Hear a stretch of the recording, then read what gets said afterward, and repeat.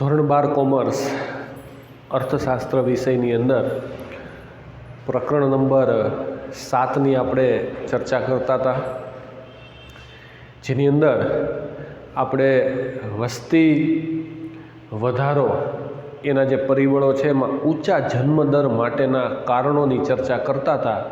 એમાં છેલ્લે અન્ય પરિબળો આવ્યા હતા, જેમાંનું છેલ્લું પરિબળ છે કુટુંબ નિયોજન અંગેની માહિતીનો અભાવ.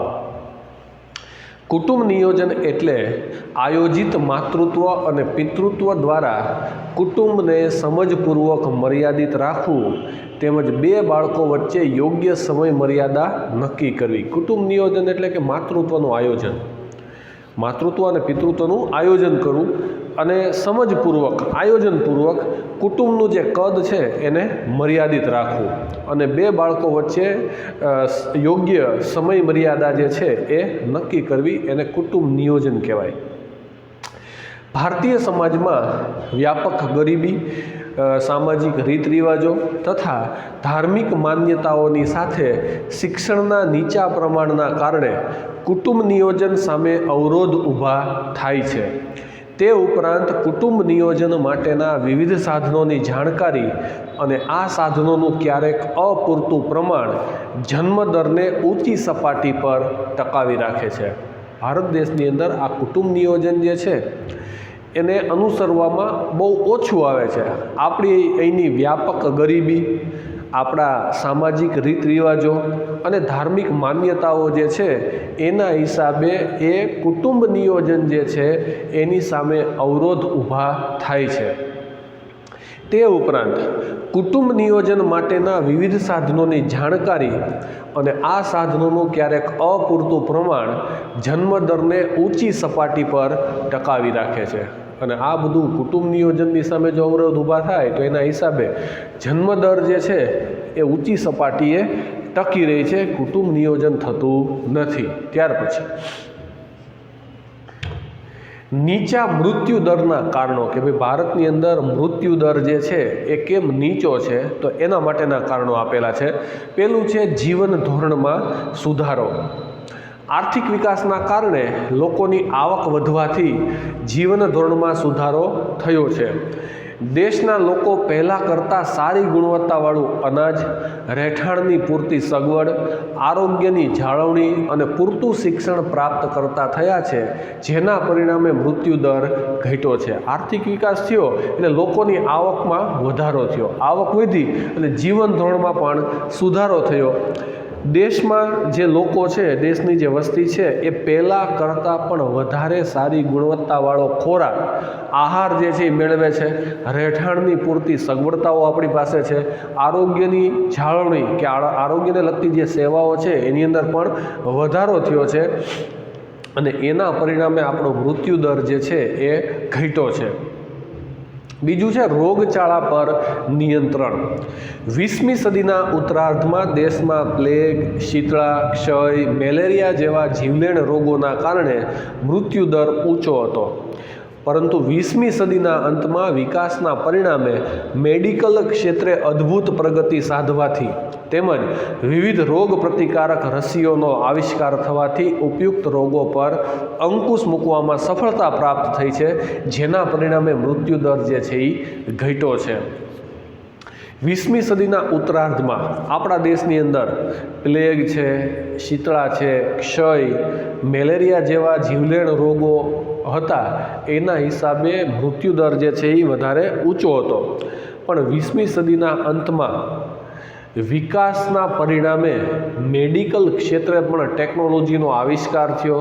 નવા સંશોધનોને પરિણામે નવી રસીઓ જે છે એને શોધવામાં આવી અને જે એના હિસાબે આ બધા જે રોગ છે એના ઉપર આપણે અંકુશ મેળવ્યો, એ રોગની નાબૂદી કરી અને એના પરિણામે પણ આપણા દેશની અંદર મૃત્યુદર જે છે એ ઘટ્યો છે. દુષ્કાળ પર અંકુશ.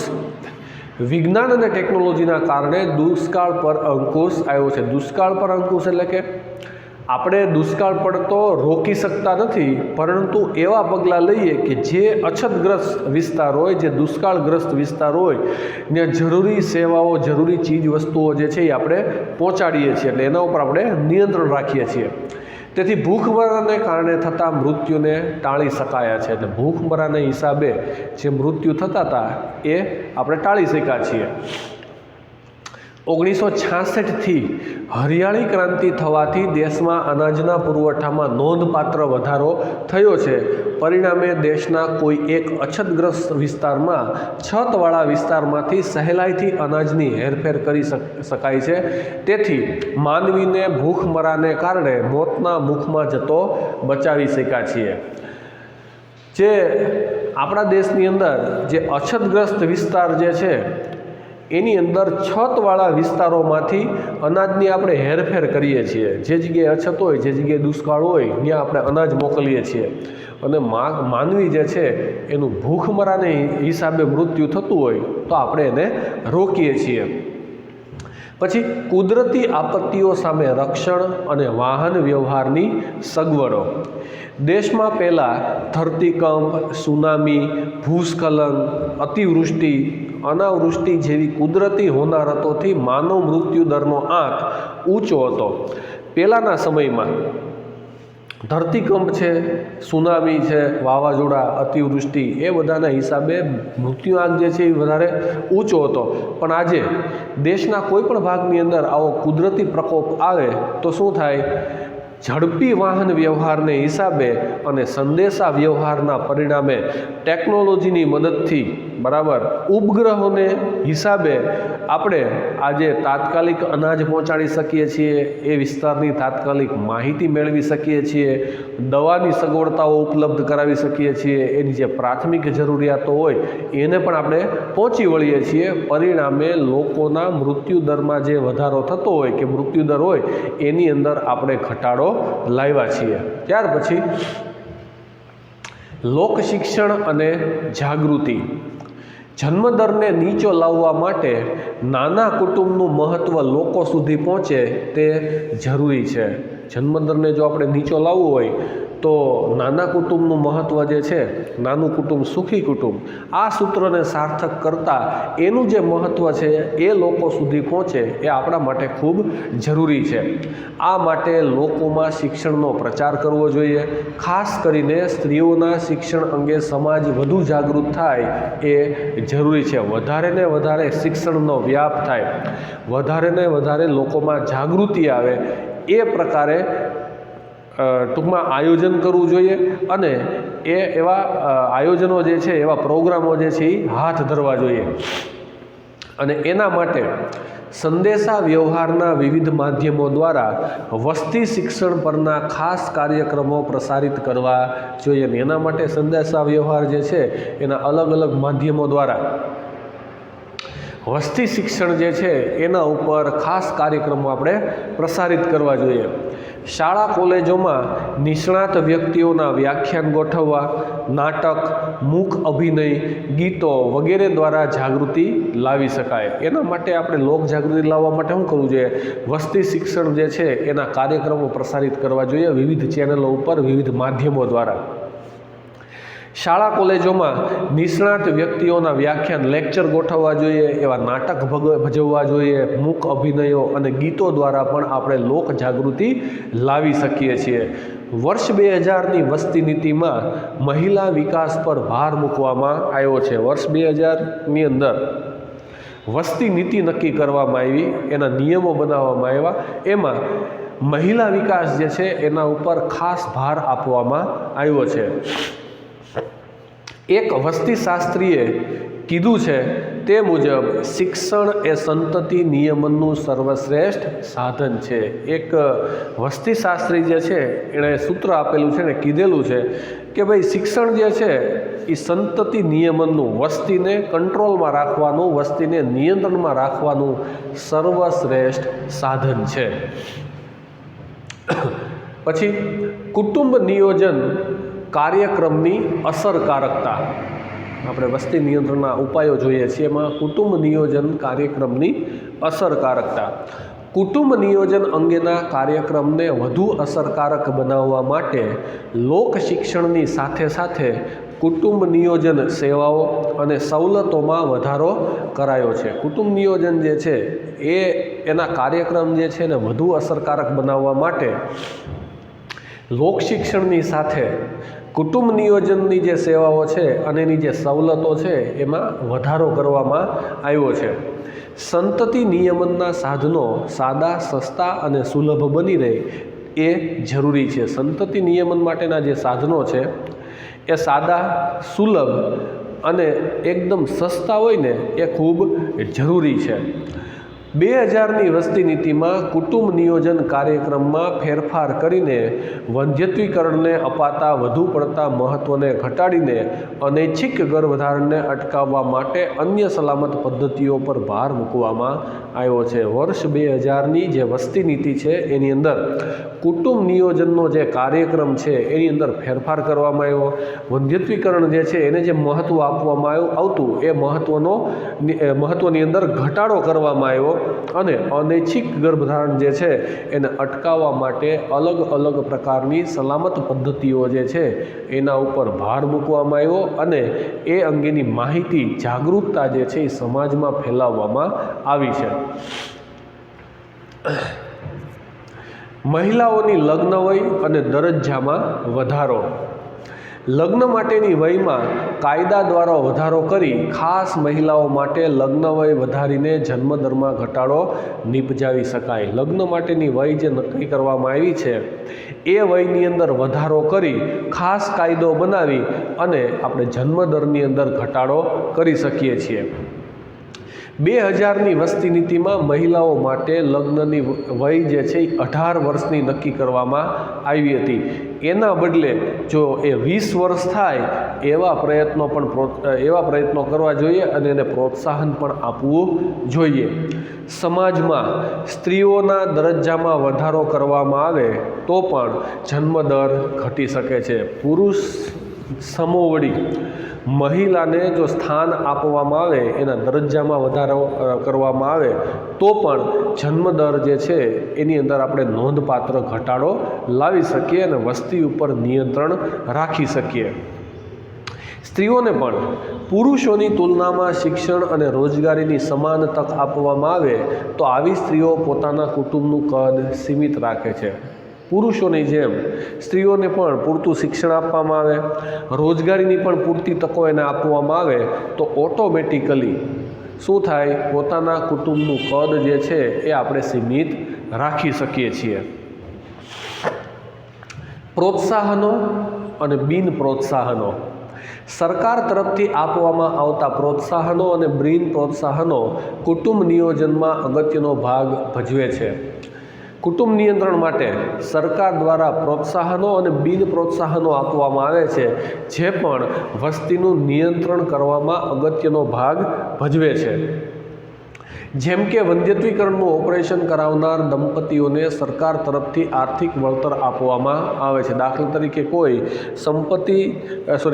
સંતતિ નિયંત્રણ કરવા માટે એ વંધ્યત્વીકરણનું જો ઓપરેશન કરાવવામાં આવે તો સરકાર તરફથી એને આર્થિક સહાય આપવામાં આવે છે. વધતી વસ્તીને અટકાવવા માટે ચીને બિન પ્રોત્સાહનનો દાખલો વિશ્વ સમક્ષ આપ્યો છે. સંતતિ નિયમન માટે, વસ્તીના નિયંત્રણ માટે ચીન જે છે એણે બિન પ્રોત્સાહક નિયમો જે છે એનો દાખલો બેસાડેલો છે, જેમાં 2 બાળકવાળા દંપતીઓના મહત્ત્વના લાભો પાછા ખેંચી લેવામાં આવ્યા હતા. જે દંપતીને 2 બાળકો હોય એને સરકાર તરફથી જે લાભ આપવામાં આવતા હોય એ પાછા લઈ લેવામાં આવ્યા હતા. જોકે થોડા સમયથી આમાં છૂટછાટો આપી છે. તેમજ ભારતની વાત કરીએ તો ભારતમાં સ્થાનિક સ્વરાજ્યની ચૂંટણીમાં 2 કરતાં વધારે સંતાન હોય તે દંપતી ચૂંટણી લડી શકતા નથી. અને જો આપણા ભારત દેશની વાત કરીએ તો આપણા એ સરકારે પણ સ્થાનિક સ્વરાજ્યની ચૂંટણીઓની અંદર એટલે કે ગ્રામ પંચાયત હોય, તાલુકા પંચાયત હોય, જિલ્લા પંચાયત હોય, નગરપાલિકા, મહાનગરપાલિકા, આવી ગ્રામ્ય સ્વરાજ્યની જે ચૂંટણીઓ હોય એની અંદર 2 બાળકોથી વધારે સંતાન ધરાવતા કોઈ વ્યક્તિઓ હોય તો એ ચૂંટણી લડી શકતા નથી. આવો કાયદો ભારત સરકારે પણ બનાવેલો છે. પછી તબીબી સેવાઓનો વ્યાપ અને અસરકારકતામાં વધારો. ભારતમાં મૃત્યુનો દર નીચો હોવા છતાં વિકસિત રાષ્ટ્રોની સરખામણીમાં આ દર હજુ ઊંચો જણાય છે. આપણા દેશની અંદર મૃત્યુનો દર નીચો છે, એમ છતાં પણ આપણા દેશની અંદર જે મૃત્યુ દર છે એ અન્ય દેશો, વિકસિત દેશોની સરખામણીમાં હજુ પણ ઊંચો છે. વિજ્ઞાનની મદદ વડે પ્રજનન તથા બાળ આરોગ્યને લગતી સેવાઓ તથા સવલતોમાં વધારો કરવો. રસીકરણની પ્રક્રિયાને સાર્વત્રિક તથા અસરકારક બનાવવી. વિજ્ઞાનની મદદથી બાળ આરોગ્યની લગતી જે સેવાઓ છે અને એની સવલતો જે છે એની અંદર વધારો કરવો જોઈએ. એ ઉપરાંત રસીકરણની જે પ્રક્રિયા છે એ સાર્વત્રિક અને અસરકારક બનાવવી જોઈએ. એડ્સ જેવી બાબતો અંગે જાણકારી વધારવી. અન્ય ચેપી તથા જાતીય રોગોના પ્રમાણમાં ઘટાડો કરવો. આપણે જાગૃતતા ફેલાવવી જોઈએ આરોગ્યને લગતી કે ભાઈ ચેપી રોગો જે છે એ અંગેની, એડ્સ અંગેની જાણકારી. અને આ પ્રકારના પગલાં મૃત્યુના દર તથા બાળ મૃત્યુના દર નીચી સપાટીએ લઈ જઈ શકે તેમ છે. જો આવા પ્રકારની માહિતી આપવામાં આવે, આવા પ્રકારના પગલાં લેવામાં આવે તો આપણા દેશનો જે મૃત્યુ દર છે એ અને જન્મ દર જે છે એને આપણે નીચી સપાટીએ લઈ જઈ શકીએ તેમ છીએ. વિશ્વમાં સૌ પ્રથમ વસ્તીને નિયંત્રણ કરવા માટેનો પ્રયત્ન વસ્તી નીતિ દ્વારા ભારતમાં થયો. આખી દુનિયાની અંદર પહેલી વખત વસ્તીને નિયંત્રણ કરવા માટે વસ્તી નીતિ જે છે એ ભારત દેશે અપનાવી અને એના દ્વારા એની શરૂઆત થઈ છે. નવી વસ્તી નીતિ 2000 માટેની સમિતિની રચના ડૉક્ટર MS સ્વામીનાથનના વડપણ હેઠળ થઈ હતી. વસ્તી નીતિ 2000 જે છે, 2000ના વર્ષની અંદર જે નીતિ નક્કી કરવામાં આવી વસ્તી માટેની, એની એક સમિતિની રચના કરવામાં આવી હતી અને સમિતિના વડા તરીકે ડૉક્ટર MS સ્વામીનાથન હતા. અને એણે આ વસ્તી નિયંત્રણના કાયદાઓ છે અથવા તો જોગવાઈઓ જે છે એની હિમાયત કરી. વસ્તી નીતિના વિવિધ પગલાંને કારણે સમાજ કલ્યાણની ઊંચી સપાટી પ્રાપ્ત થઈ શકશે અને વસ્તી વધારા સામે સ્વયં જાગૃતિ આવશે. જો વસ્તી નીતિ જે છે એના દ્વારા અલગ અલગ પગલાંઓ લેવામાં આવે અને એના કારણે શું થાય, સમાજ કલ્યાણની ઊંચી સપાટી પ્રાપ્ત થઈ શકશે અને વસ્તી વધારો જે છે એની સામે આપોઆપ જાગૃતિ આવશે અને આપણા દેશની વસ્તી જે છે એ નિયંત્રિત થશે. આ પ્રકરણ જે છે એને આપણે અહીંયા પૂર્ણ જાહેર કરીએ છીએ. આ પ્રકરણનું સ્વાધ્યાય તમારે તમારી પાકી બુકમાં ઉતારવાનું છે.